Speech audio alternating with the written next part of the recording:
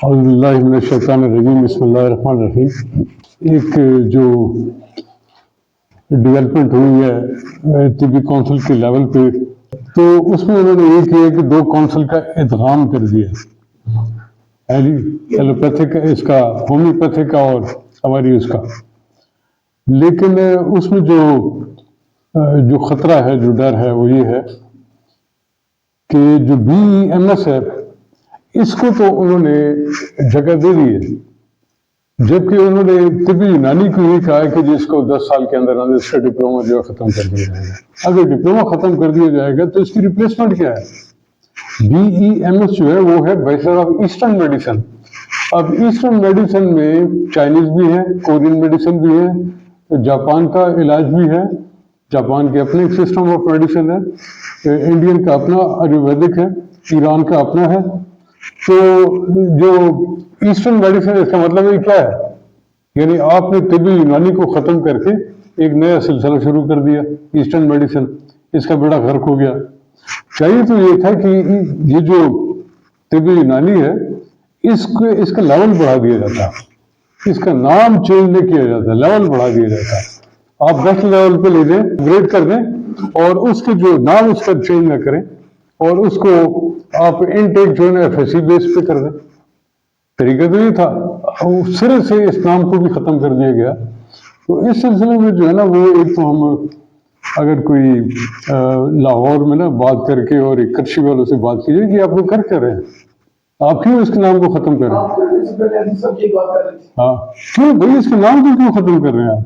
Eastern medicine ایک نئی چیز ہے، طبی یونانی ایک ہزاروں سال پرانی ایک آ رہی ہے۔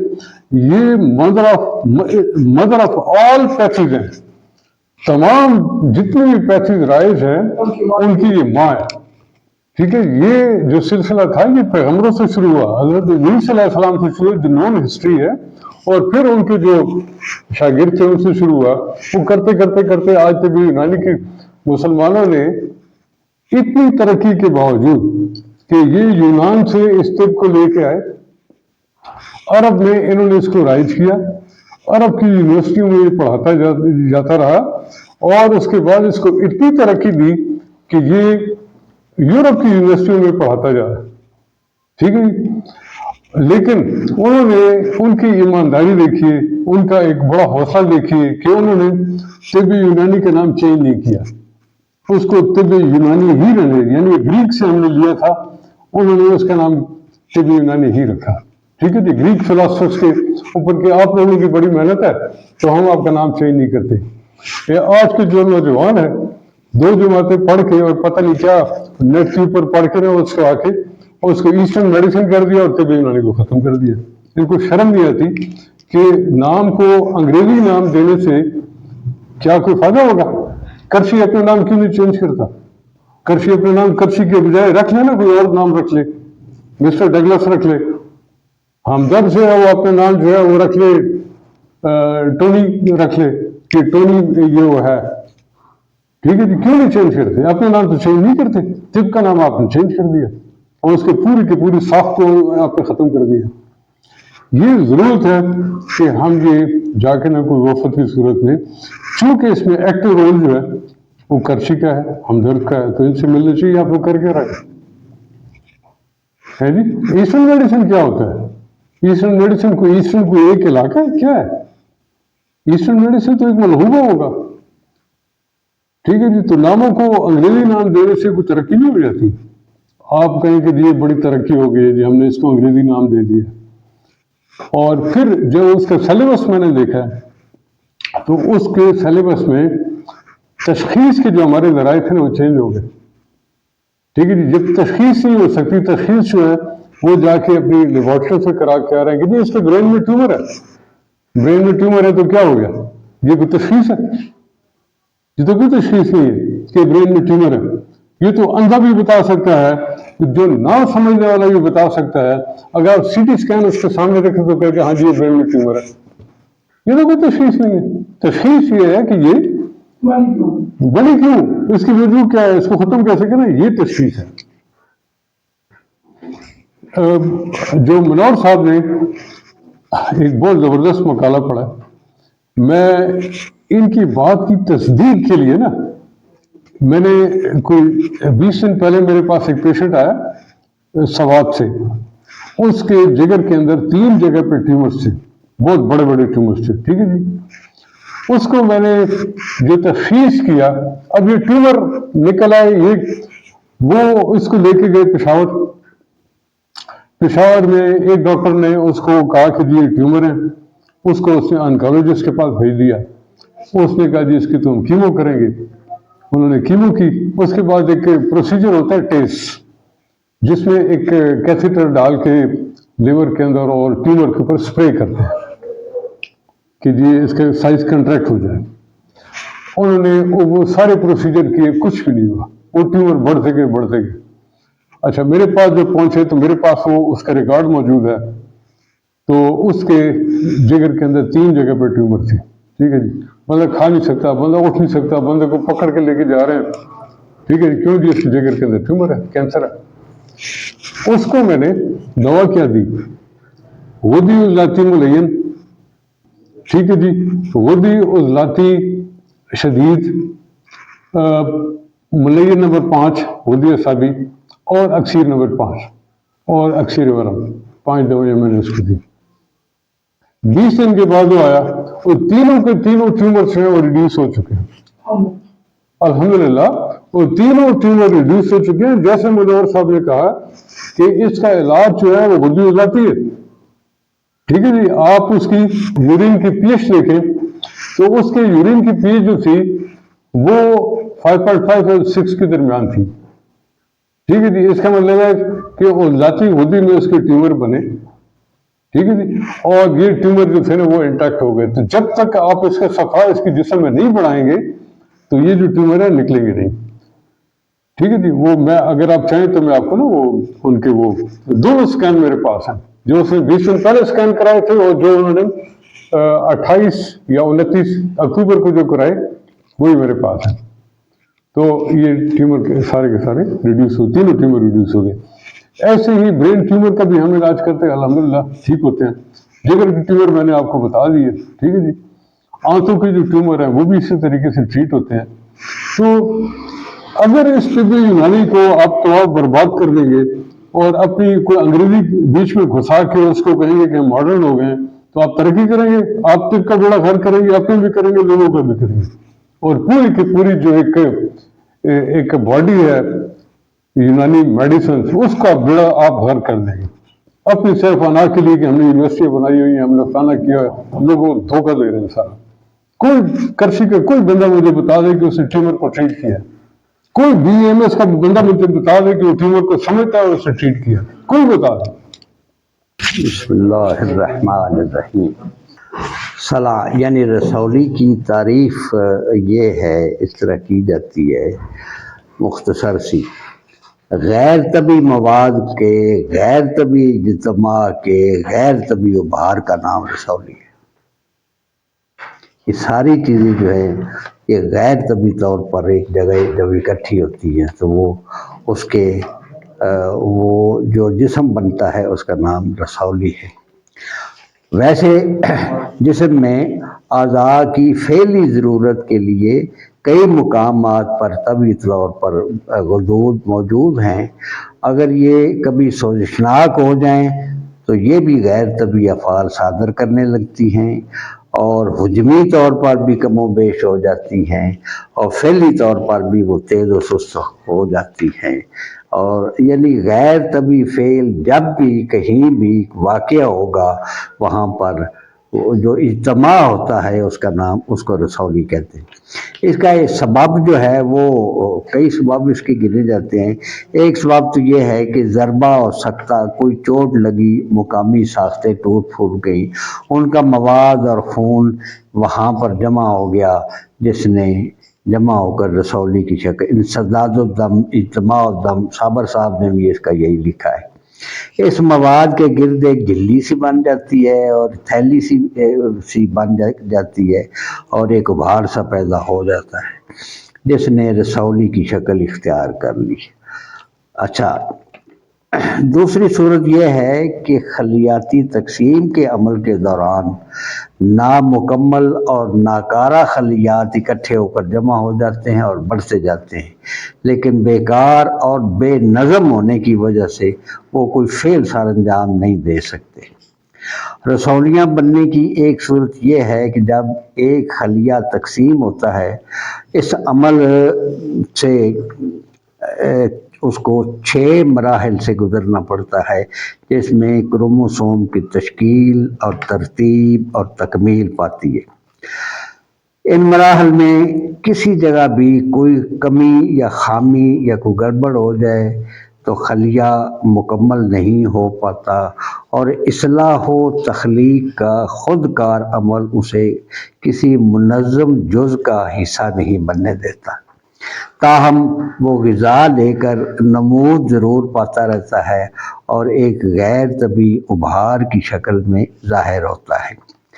اس کے باہر ایک جھلی سی پیدا ہو جاتی ہے اور اس کو تغذیہ دینے والا مواد اس کے اندر ہی اندر جمع ہونا شروع ہو جاتا ہے۔ رسولیاں بننے کی ایک شکل یہ بھی ہوتی ہے کہ جب کوئی خلیہ نوعی طور پر تبدیل ہوتا ہے تو اس کی کوئی کچھ اجزاء الگ ہوتے ہیں۔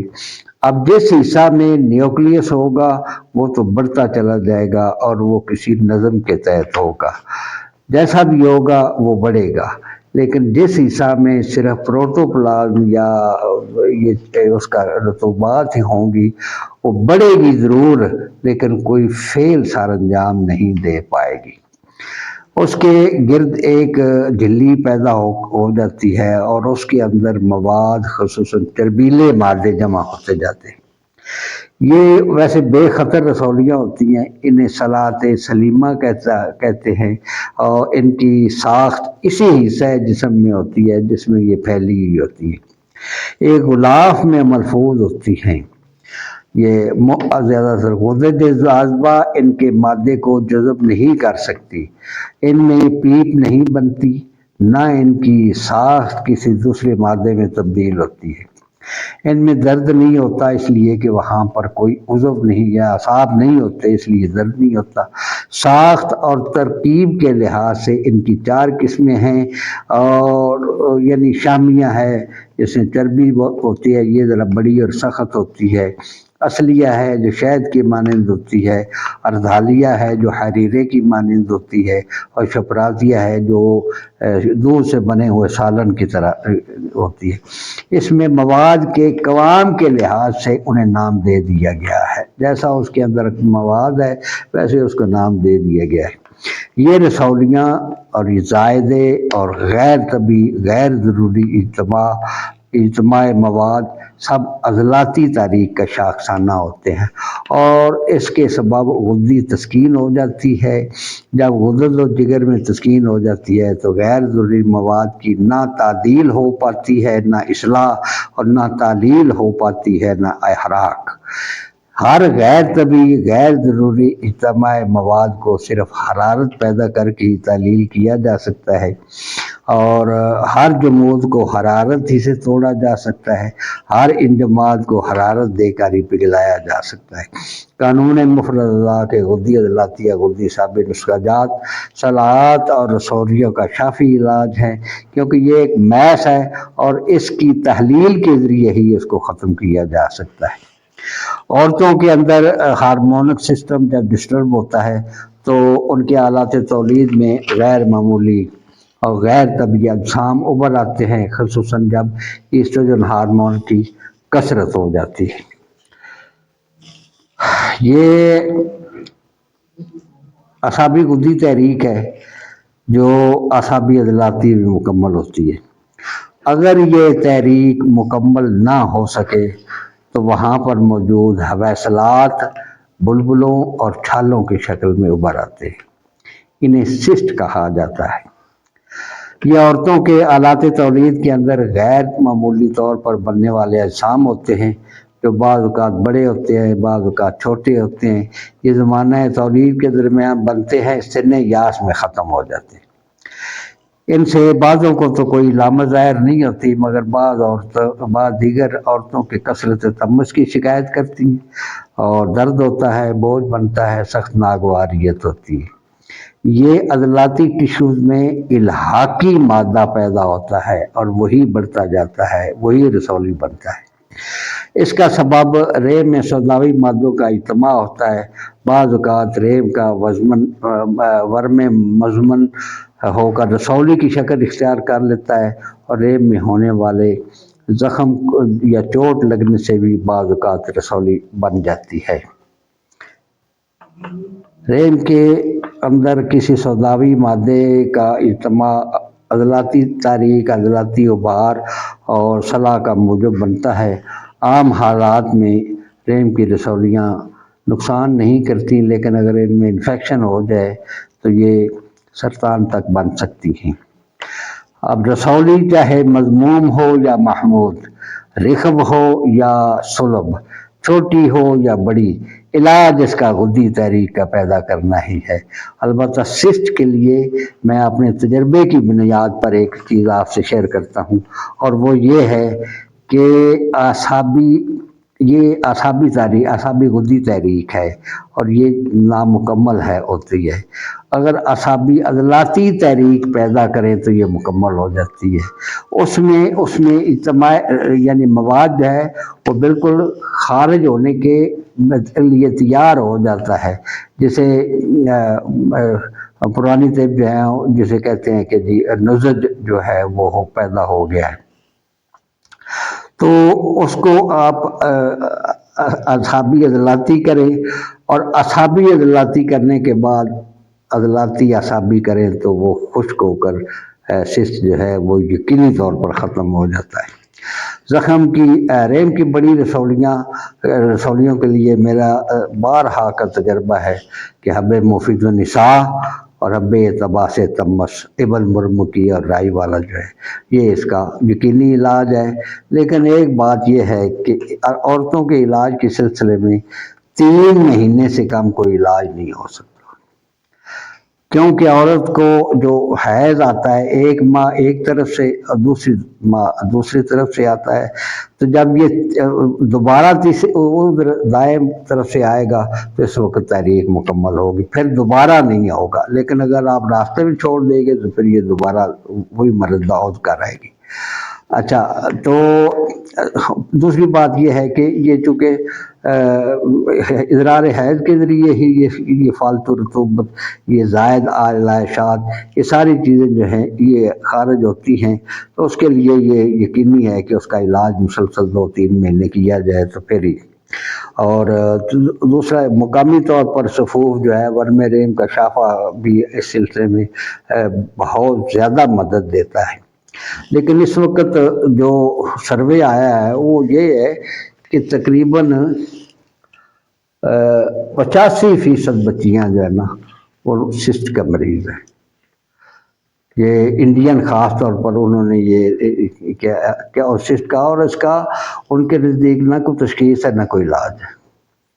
یقینی بات ہے کہ اس کا کوئی علاج نہیں، اور اس کی وجہ صرف اور صرف یہ ہے کہ یہ جو کو ایجوکیشن ہے یہ اس کا علاج ہے، اور مرد و عورت کا اختلاط جو ہے یہ سسٹ پیدا کر رہا ہے۔ وما علینا الا البلاغ۔